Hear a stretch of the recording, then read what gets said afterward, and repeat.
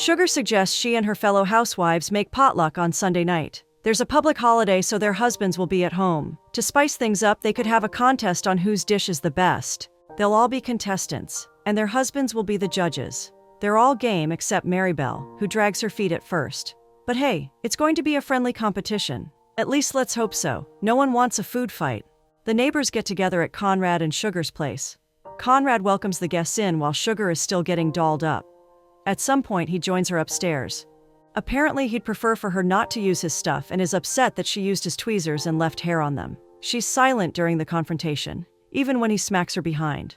Downstairs, Jerome is telling a story about how her mother told her she was adopted and made her do some chores. The ordeal inspired her to write a poem. Her story is interrupted by Sugar's presence, but she wants the spotlight back on her. She goes on with her dramatic story, but Kitty is the first to wave her off because she's no poet. A radio announcement informs them that movie legend Judy Garland from The Wizard of Oz met a tragic end in the bathroom of her home in Chelsea, London. The coroner has stated there's no evidence to conclude that Judy took her own. She suffered from cirrhosis of her liver, and it's most likely that caused her demise. She was only 47. Leslie, Jerome's husband, is there when they receive the news, and he seems saddened by it, commenting that they'd just seen her at Carnegie Hall. His wife comforts him with a hug. It's time to eat, and they settle around the dining table. The competition is still very much on, and Sugar announces the cook behind the winning casserole will get a t-shirt that crowns them as the best. Conrad acknowledges his wife as the brain behind the get-together, and everyone cheers to that. While they eat, drink, and chatter, someone goes on about times and baby cows, and Sugar remarks that they've all never had children. Some of them should, but they've all somehow ended up childless. They cast their votes in a fancy dish bowl, and Max is put in charge of counting the votes. Drumrolls please. The winning casserole is the salmon en papillote made by the host herself. Jerome disagrees with the results, voicing that Sugar's dish was definitely not the best. She brutally states everyone must have burned their taste buds on the first spoon, and Kitty reads out Jeremy's note on her cast vote. Apparently, she strongly believes that Sugar's casserole tasted like a mouthload of C words. The C isn't for casserole. Sugar doesn't seem upset about the analysis, and the group laughs. But Maribel doesn't like such words passed around the table. They keep on saying it to her irritation. Her husband Max brings up the debate that there's no word as harsh as that for men. They start to agree that it's a pretty bad word, until Maribel brings up the F word used against gay men. Now they have a winner. Sterling drives the point that the word questions a man's masculinity. Florine keeps the bizarre conversation going, having everyone recite cuss words after her because she loves saying them. Maribel is ready to be anywhere else but there. Sugar notices and urges her to try it out with them because it feels good. She lets out one, and it sends the group into a fit of laughter. They gather in the sitting area for drinks, and Bert asks if they should play a game. Sterling suggests they play some tunes and head home, but Conrad brings up a game they could play. Bert brings up another that's more receptive, and Sterling explains the concept of the game. He calls on Maribel to be his helping hand, and the group encourages her to loosen up and give it a try. All hands are on deck to get the room transformed for the game. Sugar goes upstairs to get belts to make railway tracks, as the game is called Railroad Tracks. Meanwhile, the men push the sofa around to create space in the middle. The tracks are made, and Sterling explains to Maribel that she'll have to walk the entire length of the tracks without falling off. Both feet have to stay on the belts, and the floor between is to be assumed to be hot lava. Maribel comments it's easy, but Jerome spices things up with a blindfold and a spin, so Maribel is a bit off balance. Meanwhile, the men, except Conrad and Max, play a quick game of rock, paper, scissors, and Bert wins. He positions himself between the tracks, and an oblivious Maribel starts walking through. As she approaches Bert, Florine asks Maribel to do a ply. She does so, having no idea she's lowering herself around Bert's groin area. She continues down the track, and they make her stop when she's hovering over Bert's face. They ask her to do the plies again, making her offer a view of what's underneath her skirt to Bert. Poor Maribel is still in good spirits until she takes off her blindfold and looks down. She's mortified to see Bert beneath her, and rages at the group for such a stunt. They're too busy laughing to realize she's actually upset. Max tries to comfort her, but she slaps his hand away. Sugar tells Kitty they could deep fry a moon pie. Jerome likes the idea, and Sugar goes into details about how they should go about it with vanilla ice cream spread and then chocolate. Leslie is becoming more significantly drunk, asking Conrad if his brain is shrinking. Maribel wants Max to apologize for the train wreck, but he refuses to because it's not his fault, and they are all just having fun. Florine announces she has a new game they can play, and Max is the target. He's worried about her possible antics and asks what game it is. Maribel takes a recipe card from the recipe Florine is holding, reads through it, then turns it over, realizing it's quite inappropriate. Fed up, she gets up and walks towards the corridor. Her husband follows her with a glass of liquor. All couples reunite in the den. Florine's recipe tin with the unique recipe cards is still the center of attention. One of the cards reads that they are to turn to the person on their left and tell them one physical thing they like about them. Leslie starts off by letting Sugar know she has a beautiful mouth he'd like to spelunk in. Jerome gets uncomfortable with the game and wants it to stop, but Sugar insists the baton will go around. Sugar is next, and Max is on the receiving end of her compliment. He's attractive, and it's a fact none of the other wives can deny. Conrad feels some type of way, and Sugar asks him to keep his jealousy in check. Max tells Kitty she has great tits and tries to dive his face in them. Kitty has a soft spot for Conrad's eyes. Jerome gets up seemingly to go get something, although her turn is still far off. Conrad likes Maribel's behind. He goes into detail about how much he loves it and what he'd like to do to it. Sugar isn't feeling the excess energy from him, but it's his turn to wave off her jealousy. Maribel tells Sterling he has strong arms, and Sterling relays Florine smells nice and gives him goose pimples. Florine is seated next to Bert, so that doesn't count. Jerome is still out, so Bert tells Leslie he's got nice eyebrows, and he's glad that they're friends. Jerome returns, and another game is in tow against mild protests. They are to lay on the ground with their heads touching so they can let their brains synchronize. They try it, but it's not much fun, so they opt for another game. This new one asks them to grab each other and start swinging. Two men form swings while a woman hops on to be swung. Conrad and Sterling form one swing, and Kitty is their rider. In the process, she has a wardrobe malfunction that exposes her chest. Unfazed, she runs off for a swim, and Bert follows, taking off his shirt. Florine undoes her zipper and entices them to join the fun. Sterling is game and takes off in the swimming pool's direction. Everyone else follows, taking their clothes off to get into the pool. In the water, the boundaries of marriage dissolve. The group is all intoxicated and carefree, and they drift toward each other in search of carnal pleasures. Sugar and Max are in the kitchen and find themselves feeding each other Jelly-O. Being so approximately close to each other only heightens their carnal tension, and they eventually act on it and start porking. Meanwhile, Conrad is getting it on with Maribel, and Florine gets both Sterling and Leslie, leaving Bert for Jerome and Kitty. By morning light, the alcohol has worn off, and they're all scrambling for some dignity. Sugar wakes up in bed to a cold husband. She tries to entice him, but he isn't interested. He mentions he'll be stepping out to the country club and be back before supper. Things are a little less hostile at Sterling's, but there's a hint of awkwardness between him and his wife Kitty. He'll also be stepping out to the club with Conrad and Leslie. Conrad will be driving. Leslie brings up the party from the previous night, depicting that he remembers quite a deal of what went down. Conrad spots a voluptuous woman walking by, which prompts him to mention Kitty. He comments that Sterling is very lucky, unlike Leslie, whose wife is quite masculine, or himself, whose wife makes him feel nothing. Sugar calls Max's landline to apologize for the previous night, but he has no regrets. Maribel picks up the call from her end, and Sugar has to come up with some excuse about Maribel's casserole dish bowl ready for pickup. Conrad has a secret. He hurts on his inner thigh and uses both pills and alcohol to dull the pain. He's been doing it for a while now in the privacy of his bathroom, and has numerous old scars to prove it. Sterling and Kitty have twin beds in their master bedroom. They're more like civil roommates than a married couple. Sterling waits for Kitty to turn in for the night before taking out a male magazine to read. At least Florine and Bert seem to be happily married. They both remember details from Sunday night and are glad it happened, stating it took the group long enough to loosen up. They both have a high lewd drive and are entangled with each other in the tub. Bert remarks he married Florine because she's not uptight about their commitment. The girls get together, and they avoid the elephant in the room, until Jerome insists there's no big deal with what happened. It was just porking, but Maribel counters they trampled on their marriage vows, and she doesn't identify as the freaky type. Florine suggests that they have another party, but Maribel thinks that's an insane idea. Sugar is on Jerome's side and feels they just had too much to drink. Although Florine doubts the liquor was strictly to blame, Jerome opines they can't hold grudges because they were drunk, and whatever happened shouldn't break them and their club. They should stick together no matter what. They can just hug it out like hippies or hold hands. Holding hands works, and by the end of the scene, they're all less awkward with each other. History repeats itself, and the ladies and their husbands gather for another round of marital musical chairs. Well, it's not exactly a tradition, but it's no surprise how this meeting is going to turn out. At first, they're all quiet with no shepherd stepping up to lead the sheep. Conrad is at least having fun staring at Kitty's boobs. Max finally clears his throat in the air, reminding them they have dishes to vote on.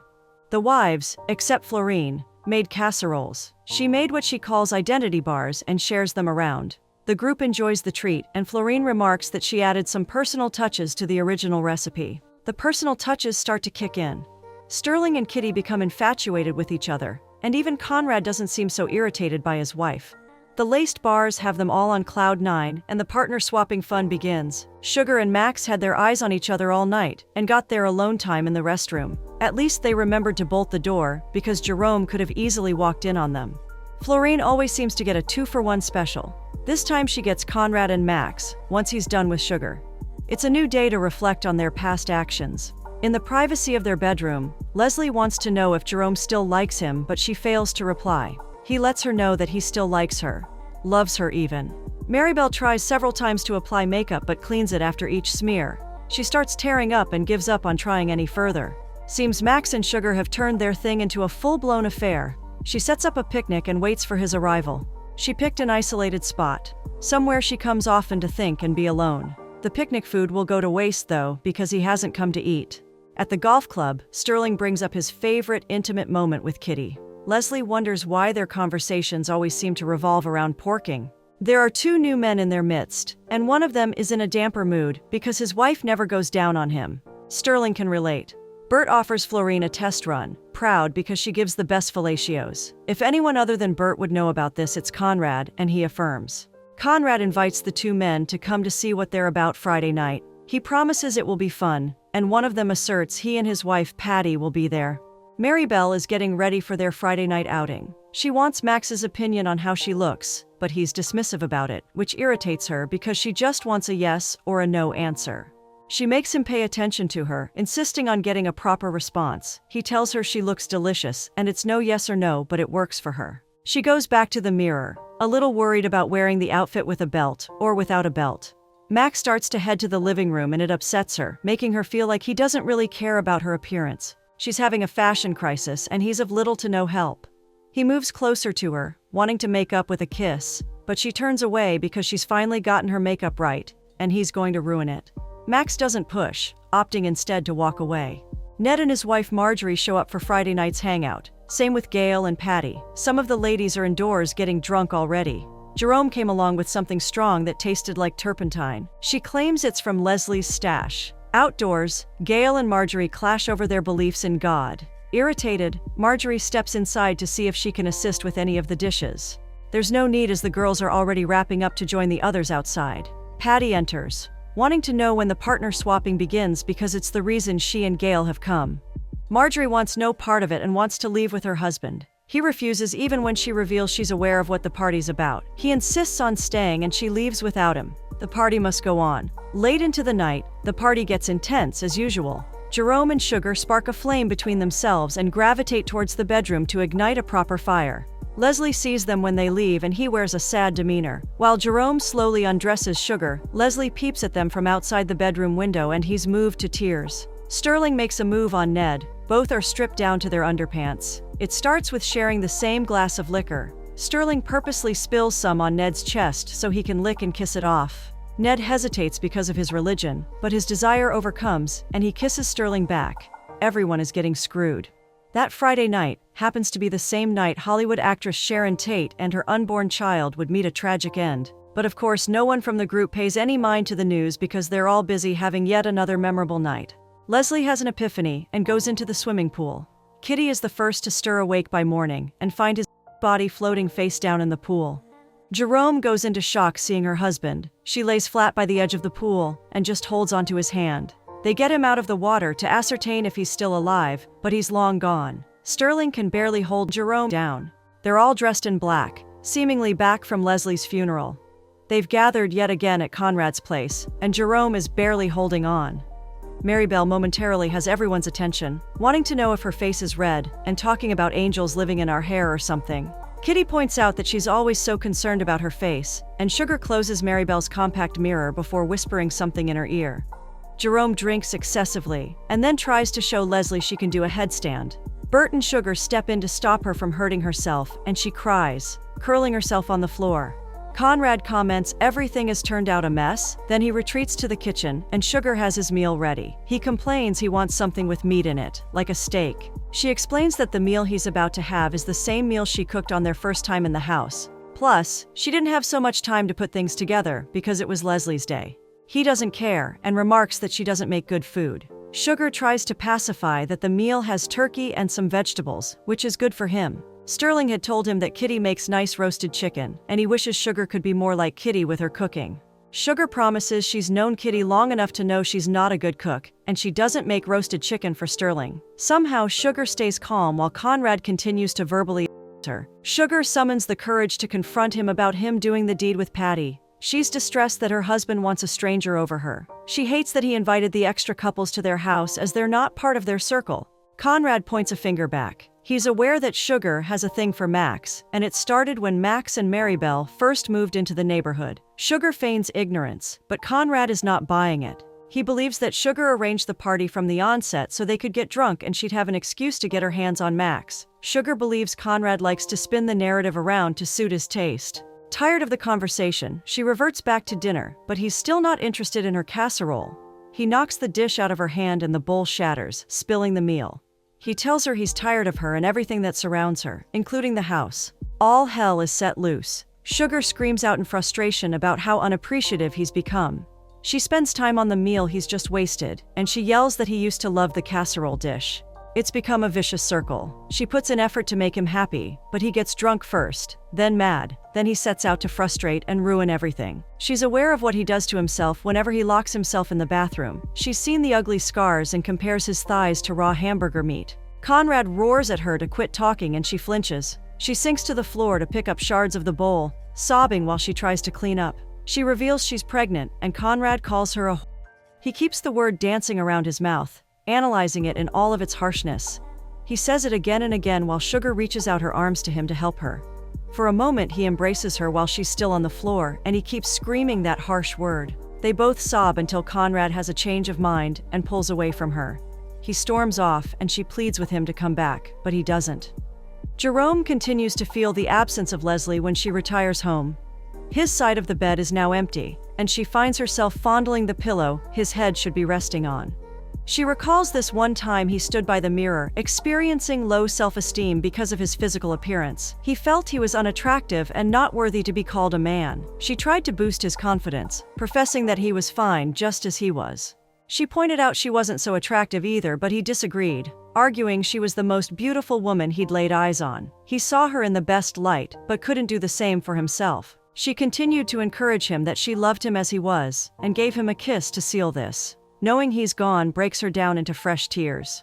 Sterling goes looking for Ned, but Ned wants his distance. Sterling thought after what they shared, Ned would at least not be so hostile. Ned doesn't want to acknowledge that part of him, but Sterling maliciously references Ned giving a good head. The statement earns Sterling a punch in the face and a warning from Ned to stay away. Sterling returns home with a bloodied nose, and Kitty tries to understand what happened. He sinks into a seat and cries to his wife that he's messed up. She promises she's there for him as she cleans his nose with a napkin. At some point, he just holds her and sobs into her chest. She tells him she's not going anywhere, and she's not going to let anything bad happen to him. Sugar waits for Maribel to leave her home before going over there with a suitcase in hand. She tries to grope Max, but he pulls away. Still excited, she conveys that she's ready to elope with him to Vegas. They'll have to leave as soon as possible because she's pregnant, and it's Max's child. She goes on that she's never felt this sort of way before.